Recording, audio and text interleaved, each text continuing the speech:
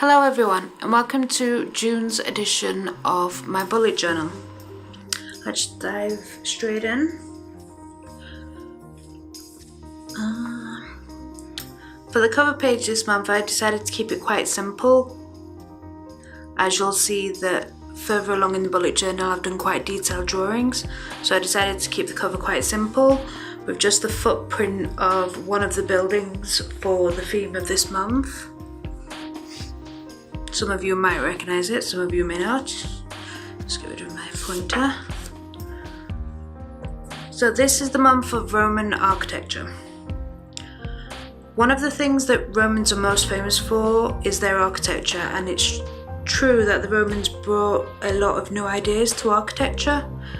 The three most important ideas are the arc, the baked brick, when I can say it, and the use of cement and concrete. Because of the arches, it made buildings round. It made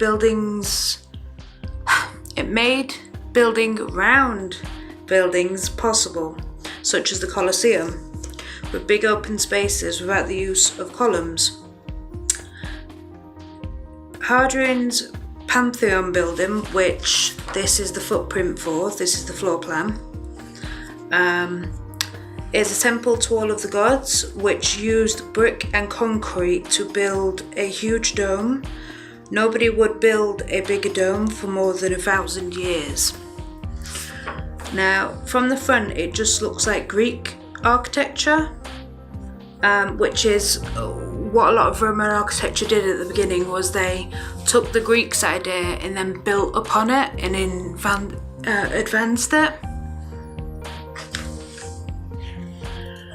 Next page is my Don't Quit page, which is a glance ahead for the next 3 months for me to be able to write dates that I know I've got coming up in August, July and August, and be able to plan things for them, for different events and things that I have coming up in projects.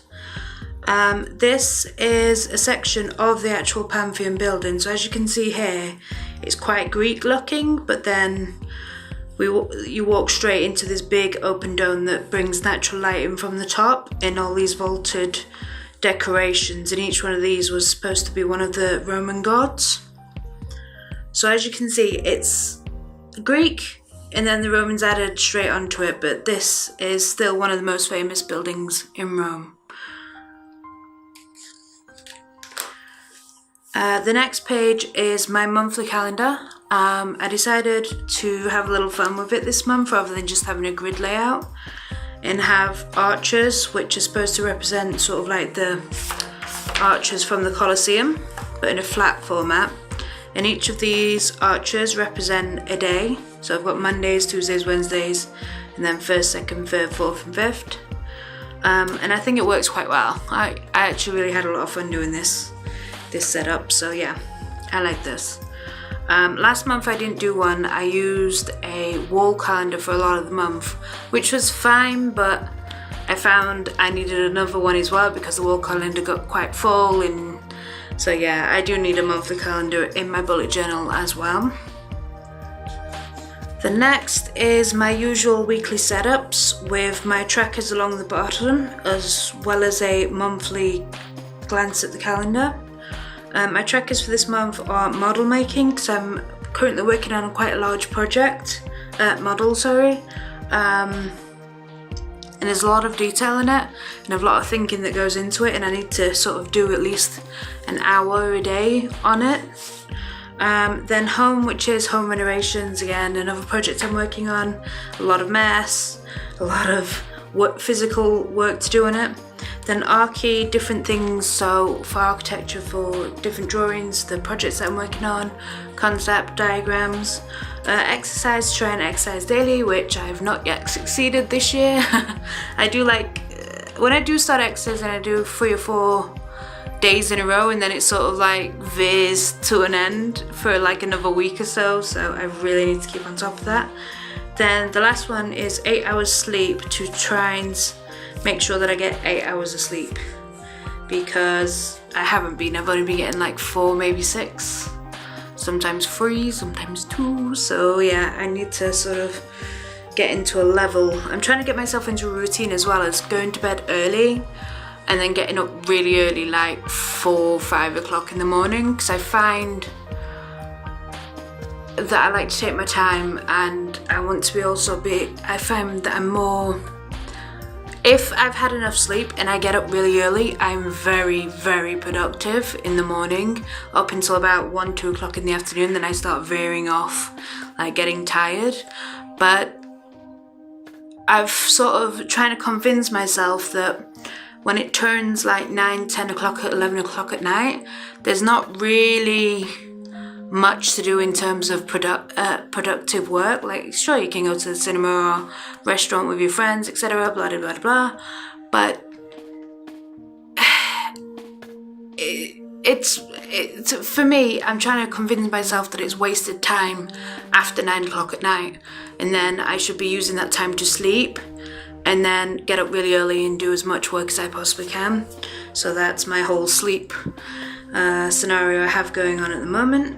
But yeah, getting back to the weeklies rather than rambling off, I have my inspiration box as usual, and this is a building that I'm currently loving. They've reused part of an old mill and then rebuilt inside with glass structures.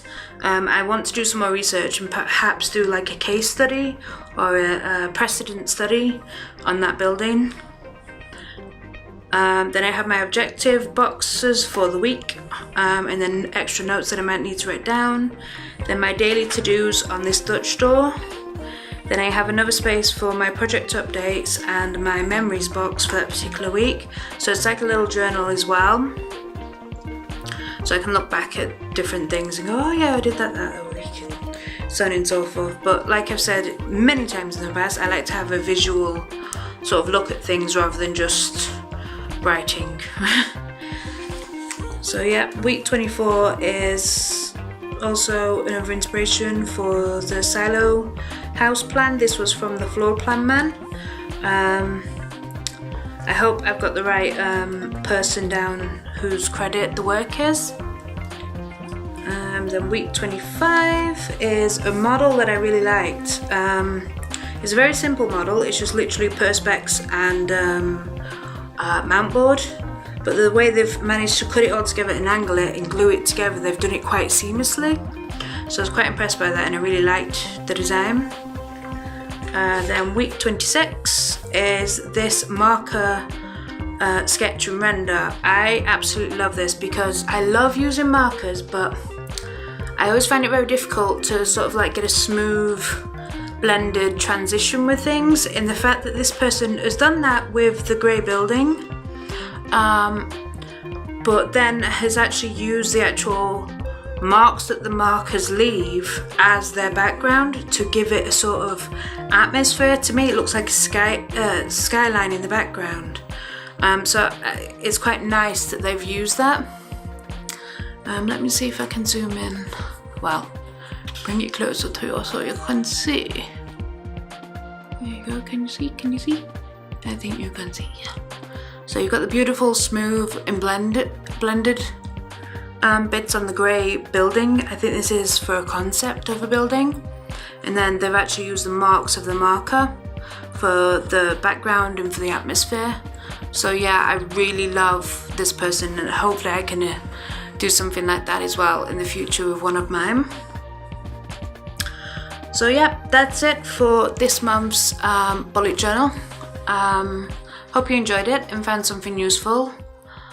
I'll see you again next month. Happy architecting!